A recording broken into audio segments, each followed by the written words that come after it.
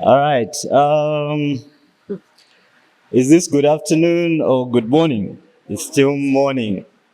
So the previous session was really quite engaging with some interesting insights that we got from the previous discussion. And thanks, Mvuselelo, for the warm introductions. If you have been absent for the previous sessions, this would be the session for you. This would be the session for you. When I look at the previous sessions, well, they have been administrative, talking about some of the things that are process-based. But here we are now to talk about the work that we are doing and how it should be done. So when Vuselelo mentioned that whose agenda it is, I think that's the most fundamental question that we need to respond to. And over and above that question, whose agenda it is, I'm posing another question that will continuously reflect upon as I go through some of the notes and insights that I've prepared. The additional question would be, do we have the courage to make the shifts? Do we have the courage to make the shifts? Are we prepared enough?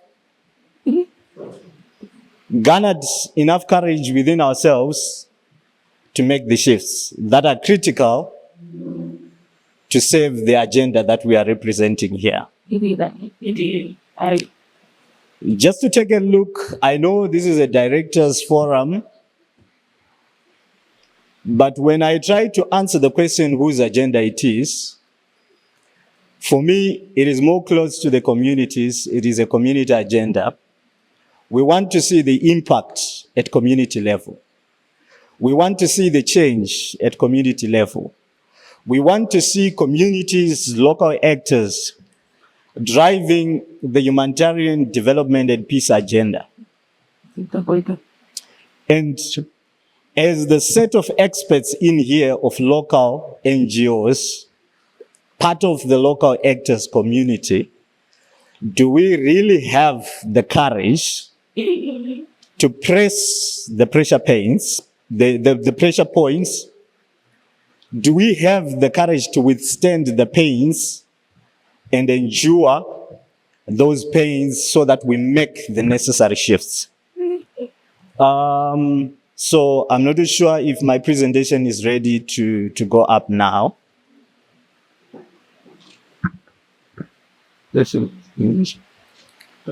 But I come here representing the Zimbabwe Alliance for Humanitarian Action, which is essentially an alliance of 9 international organizations. And these are TROCE, International Medical Corps, Mercy Corps, Action Control FM, Plan International, Veltanga Hilfe, Goal, CAFOD, and World Vision. So together as the 9 international organizations, we came up together in 2023 for a collective action where we would want to see and drive, promote locally led humanitarian and development initiatives, actions, and response in a more effective, efficient, and more impactful manner. So this is essentially who we are as the Zimbabwe Alliance for Humanitarian Action. I would have really wanted us to at least follow through the presentation slides as I go through. Not sure if you can allow me to go through using what I have here and also then talk through as we go.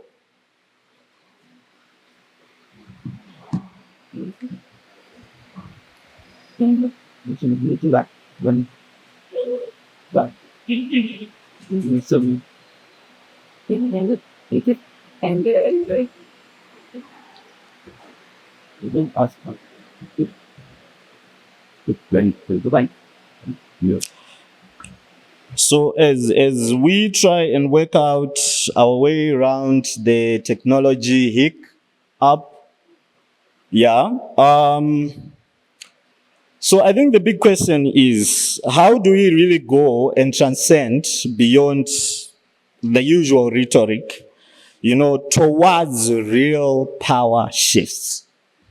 Which is why I've highlighted the additional question to say, do we have the courage in this room to make the real power shifts? So, as ZAHA, we have noted that localization in its fullest sense is no longer an aspiration. And it is indeed necessary, for impact and resilience for our communities to the local actors. As such, we believe that, the communities, local actors, lead the response, in humanitarian action, in development processes every single day, yet the power, resources, and the decisions remain elsewhere. So you talk about the power that still holds with our donors, the power that still holds with NGOs, the power that still holds in several other systems that interact with humanitarian work, with the development work. So to this end, I think we are at a point where, the donors, government, NGOs, and local organizations now come together over a shared question. And that question would be, how do we turn commitment into system-wide practice? Mvuse, when she was introducing, she mentioned about the grand bargain, where a group of over 60 signatories, including big donors, NGOs, the UN system, and so many other stakeholders who are part of the grand bargain and are driving the grand bargain. Now we know that is under review. There are commitments that are there. We'll have time to look at what those commitments are and what they really mean to us. Look at that in the scope of the big question asked earlier on, whose agenda it is. So through the grand bargain, we have pushed. Okay. So through the grand bargain, we've pushed the localization agenda, and there are certain commitments that we are expected to deliver upon. But when I look at it, this is again one good example of an agenda that is being driven elsewhere. As the local actors, where are we in that big agenda? And to what extent are we part of decision making? To what extent are we even part of defining the agenda of localization itself? So, do we have the courage? So, as I stand here and representing ZAHA and perhaps other NGOs that are in the room, we are entering this platform not to bring any, macho answers, but to incite an honest conversation and to make a commitment to walk this path that we have started together. So this is where I'm coming from. Yes. I've spoken about the grand bargain, where this agenda setting in terms of localization has been mainly pronounced, and the sort of global, regional, local conversations that have started ongoing as influenced by the grand bargain. So sometime in June 2025, the Zimbabwe Alliance for Humanitarian Action looked at what was happening in country, or what is happening in country. We have a range of different stakeholders from the donor communities through their policies. Whenever they are talking or designing their cause, they are continuously mentioning localization, locally led cooperation. We have NGOs that have been working with different regional platforms that are driving the localization agenda. Local actors, local NGOs in country, they've also been doing a lot in terms of understanding localization, pitching themselves, positioning under this huge discourse around localization. So what I'll not try and attempt to do today is to define what localization it is, because certainly it is viewed differently by different stakeholders. But to then incite that honest dialogue in terms of the principles and fundamentals of localization, and to see whether or not to do a temperature check in this room, if we have the courage to make the big shifts.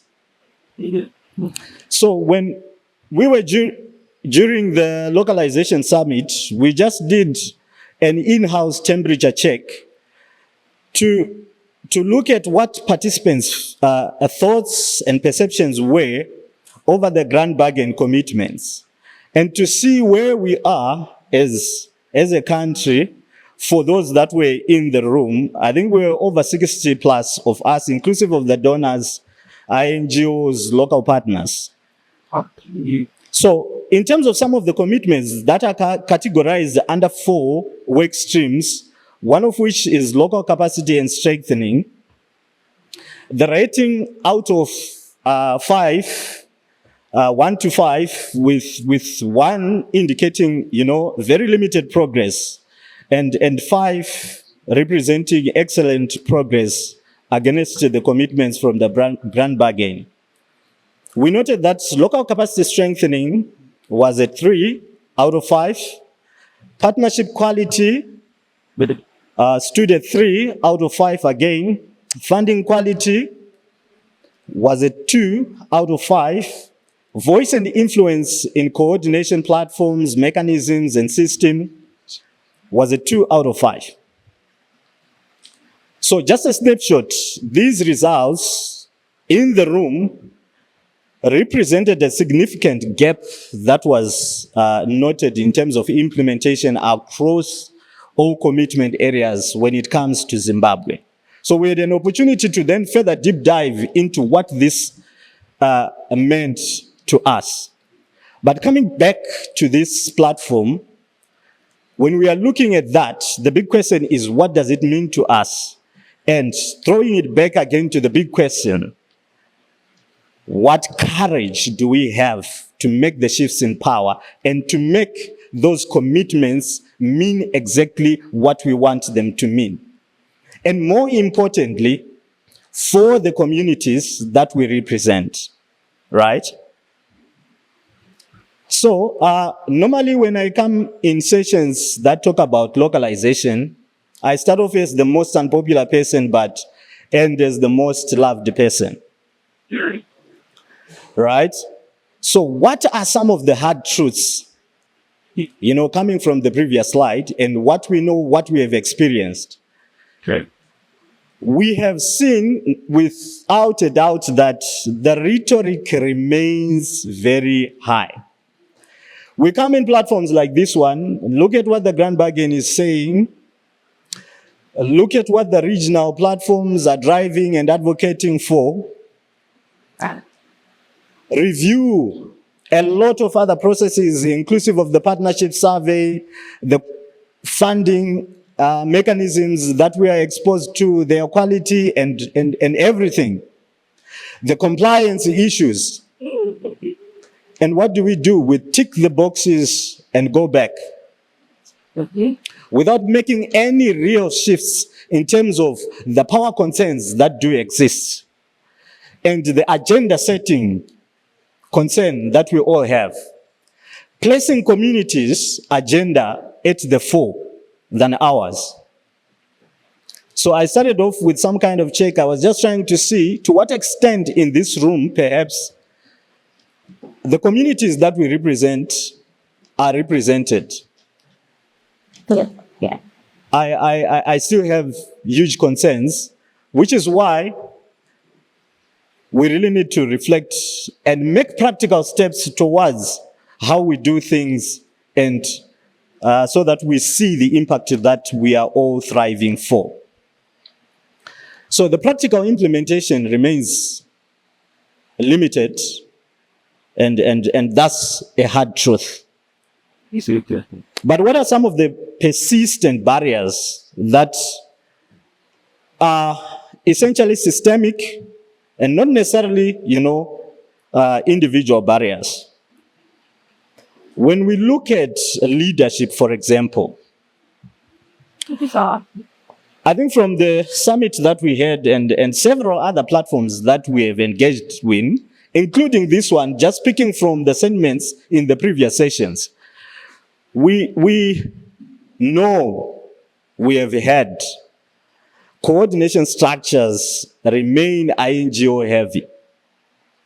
So INGOs still remain dominant in much of the coordination structures, for instance, and very few local NGOs hold strategic roles in such critical decision-making, agenda-setting platforms. Yes. But most importantly, community representation has been inconsistent and remained at an all-time low. Yeah. Women and youth-led organizations as well, have remained disproportionately affected. So there are some other nuances that we need to look into when we are engaging in the localization discourse and dialogue.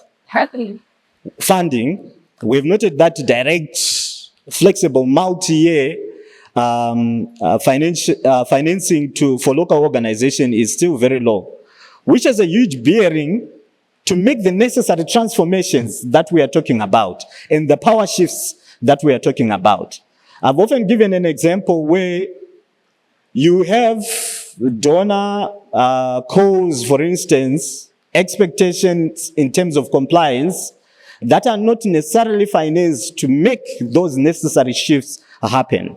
So when we talk about accountability, upward accountability to donors, outweighs downward and accountability to communities, and feedback mechanisms are mostly project-based and not so systemic. Compliance and risk, I think we touched on a number of compliance issues here and risk. So what practical steps should we take when we talk about compliance and risk? I think when this topic comes on board, there's a lot in terms of due diligence, risk assessments, expectations, and compliance issues that have been talked about, where we see that the risk is more being transferred to local organizations or local actors instead of it being shared. And the concern, of course, around many local organizations lacking institutional systems. But to what extent have practical steps been taken to finance, for instance, those institutions to be functional? Some of the opportunities that have been emerging that we should harness in this conversation around localization. We have the devolution agenda, which stands, in our face locally in terms of a big opportunity for localization. Because the devolution agenda is telling us and pushing us to look at transformation of local systems, strengthening resilience at local level. And to what extent does this stand as an opportunity at local level? The NDS too, also speaking about resilience and strengthening of local systems as well. So many donors, they are now speaking about locally led cooperation, that is expressed in local policies and calls for proposals. But I said, however, this is to translate into the actual funding architecture that can actually support that locally led cooperation being pronounced. And the growing national dialogue, these dialogues that we are having. But it would pain me the most if we come into these platforms, talk about localization without really coming up with practical steps that will make the power shift from where it is to where it's supposed to be. And more importantly, the communities being at the core of the agenda setting. So some of the shifts that we have noted, just as part of giving a snapshot in terms of where we are standing in terms of localization. And the promising practices, of course, which still stand very much in very, very small pockets. The partnership practices, where we have noted some NGOs within and outside ZAHA, through our internal reflections, we have noted that there is piloting of some of the elements that constitute good practices in partnerships, equitable partnerships, equitable funding, quality of funding, in terms of indirect cost recovery, sharing, flexible and multi-year funding, transparent budgeting, you name all on that list. We have seen those shifts, but in very small packets, and it hasn't really gained the traction to make meaningful shifts that we want. Co-creation in practice. We have communities being brought to the table, but really, is it not just about participating and ticking boxes? Are we really listening and speaking to the needs that the communities are bringing onto the table? And designing our responses based on the needs that the communities are bringing onto the table, which is why I checked where the communities are in this room. And also institutional strengthening. We have seen that, you are expected to meet expectations in terms of audit, in terms of systems, and grant management, and so forth. But does the funding architecture that has been provided allowing such institutional preparedness to meet perhaps that expectation? But again, let's continuously look at this from a perspective where the agenda is coming from somewhere, and where we are and what we need as local organizations to push the agenda from where we are to where it's coming from. Collective learning spaces. Because of time, I'll try and move quickly onto the next slides. So, as ZAHA, we have been reflecting together with some of you in this room to say, where do we come in? Where can be the role of ZAHA and the NGO community? How best can we contribute meaningfully to the localization discussion? So as we have the convening power, just like the attempt during the 2025 June Localization Summit, let's host the multi-stakeholder spaces that put local actors' voices at the center, not in terms of mere participation, but in terms of making sure that the agenda setting comes from local actors. And commitment to reimagining the accountability mechanisms. How participatory can we define the accountability mechanisms, and that the accountability mechanisms are driven by the local actors and, more importantly, the local NGOs in this room. So together, we are here and we want to create those participatory accountability mechanisms together that challenge NGOs and the donors' accountability to local partners and communities. Modeling better partnerships and supporting the system strengthening based on what the local partners' needs and priorities are.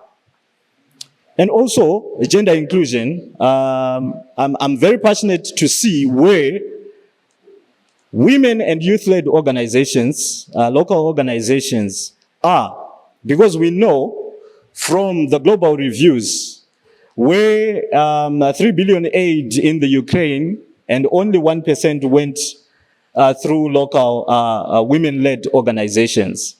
So what are we doing about that, and how can we transform such, even starting here locally as well? Okay. So looking ahead together, what still needs to shift from a system perspective, and not just about the NGOs and the local organization. We need to look at this from a system perspective. Because when we look at this at the NGO and local organizations perspective, we limit ourselves to making the necessary shifts that are required. We stand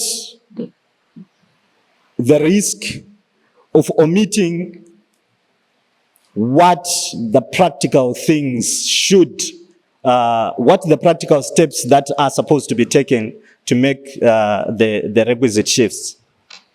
So in terms of leadership, we need to look at how we structure coordination spaces for local actors and communities to have agenda setting power, not just mere attendance in meetings, in co-creation platforms, in joint planning platforms, and so on, where there is tokenism of inviting local actors into coordination platforms without the power to set the agenda and without the power to make the necessary decisions.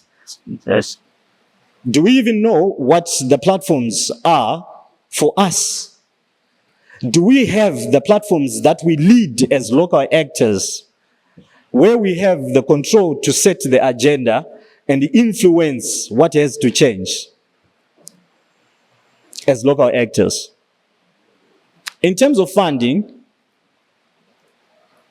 let's move away from the tradition or the traditional lens of looking at funding, where funding has to come from somewhere up to us, which forces us into a situation where we end up ticking certain boxes for compliance so that we access those resources. What sort of innovations are we putting out there? Are we proposing to make sure that we have control and power to set the agenda? Accountability, I talked about, coming up with locally led accountability mechanisms where we challenge our NGOs and the donor communities. And more importantly, being accountable to the communities. That's the most important thing. Risk and compliance, we touched about that, as well as in terms of sustainability, I think it's time we need to make a deep dive into the good practices that are out there, evaluate them and see what they mean to us, and then come up with those practical steps that can actually, challenge the power holders to make the necessary shift. So just as I conclude, I want to read out that it is about how we reshape the system together. And as ZAHA, we are here committed. We know the center of gravity lies with the national actors and communities. Yeah. We are here to participate, learn, and support a locally led pathway forward. Do we have the courage to make the necessary shifts? Thank you.